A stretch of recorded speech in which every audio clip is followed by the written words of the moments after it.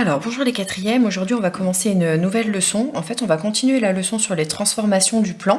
Donc on a travaillé sur la translation et là on va avoir une nouvelle transformation du plan qui s'appelle la rotation. Alors la rotation c'est pas compliqué, hein. Je crois que rien qu'en entendant le nom vous arrivez un petit peu à comprendre en quoi ça consiste. En fait il s'agit de faire tourner une figure autour d'un point. Alors je vais utiliser un calque, voilà, je remets ma figure. Vous voyez là j'ai un point O et en fait je fais tourner ma figure autour du point O, du coup ça revient en fait, voilà, je fais tourner mon calque, voilà, et vous voyez bien que maintenant j'obtiens une deuxième figure, et cette figure qui est là, et ben on va dire que c'est l'image de la première figure par une rotation.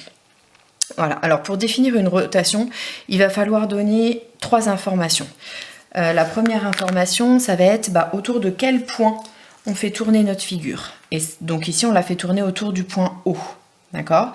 Donc, ce point O, on va l'appeler le centre de la rotation. Voilà. Ensuite, il va falloir déterminer aussi le sens de la rotation. Voilà. Est-ce qu'on se tourne dans le sens horaire, c'est-à-dire le sens des aiguilles d'une montre, ou le sens anti-horaire, c'est-à-dire le sens inverse des aiguilles d'une montre. Par exemple, là, moi j'ai fait tourner ma figure dans le sens des aiguilles d'une montre. Par exemple, si je l'avais fait tourner hop, comme ça dans ce sens-là, là je tourne dans le sens inverse des aiguilles d'une montre.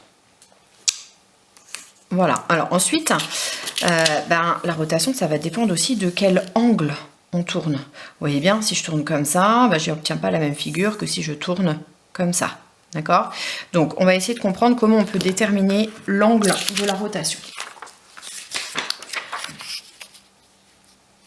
Alors, vous voyez là, j'ai dessiné ma figure F', qui va être l'image de la figure F par une rotation de centre O et dans le sens des aiguilles d'une montre.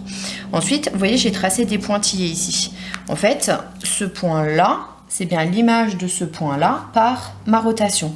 Du coup, pour définir l'angle de la rotation, il me suffit en fait de mesurer, voilà, cet angle-là que j'ai noté en violet. Et du coup, si je prends mon rapporteur, voilà, je mets mon rapporteur, je regarde quel est l'angle entre ce point-là et l'image du point.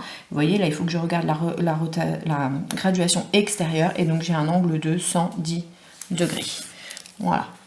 Donc ça, ici, j'ai effectué une rotation d'angle 110 degrés. Voilà, on peut remarquer aussi que cet angle de 110, en fait, on le retrouve pour tous les points de la figure. Par exemple, l'image de ce point-là, ça va être ce point-là. Si je mesure l'angle ici que j'ai marqué en bleu, donc voilà, je place correctement mon rapporteur. Je mesure ici, j'ai bien aussi, voilà, 110 degrés.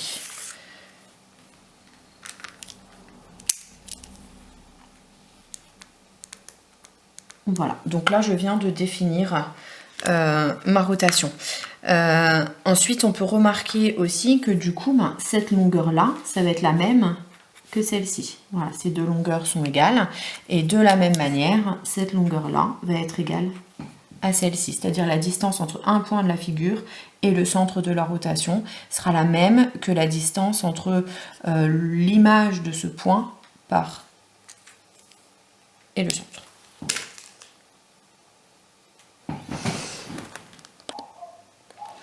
Alors, si je reprends mon exemple là, donc je rappelle que la figure F', c'est l'image de la figure F par la rotation de centre O dans le sens des aiguilles d'une montre et d'angle 110 degrés. Si on observe les deux figures, on voit bien que la figure, elle n'a pas du tout changé de forme. Elle s'est juste déplacée, elle a tourné. Du coup, on a une propriété de la rotation, en fait, qui est la même propriété que celle qu'on avait vue pour les translations, c'est-à-dire que la rotation, elle ne modifie pas du tout la figure. Les deux figures sont superposables. Du coup, si on regarde la longueur d'un segment, par exemple ce segment-là, voilà, il mesure 3,5 cm. L'image de ce segment-là, c'est celui-ci. Donc ce segment-là, on n'a même pas besoin de le mesurer, on sait qu'il va mesurer 3,5 cm. Donc on dit que la rotation, elle conserve les longueurs. Ensuite, je peux voir ici, là, si je mets mon équerre, que là j'ai un angle droit. D'accord? Donc sur l'image de la figure F, cet angle-là, on le retrouve ici.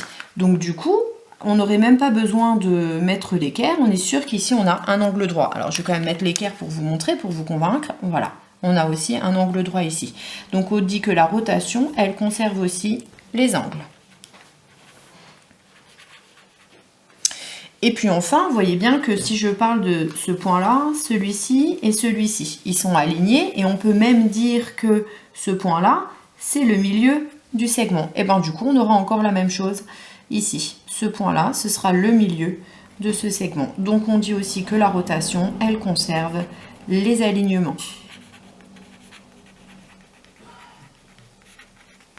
Et puis on peut même aller encore un peu plus loin, c'est-à-dire que si on regarde ce demi-disque là, c'est exactement le même que ce demi-disque là. Donc c'est-à-dire que ces demi-disques, bah, ils ont la même aire. Donc on peut dire aussi que la rotation, elle conserve les aires. Voilà. Donc on en a fini là pour le cours proprement dit sur les rotations. Normalement vous devez avoir compris ce que c'est qu'une rotation. Et dans la prochaine vidéo, je vous montrerai comment construire l'image d'une figure par une rotation donnée.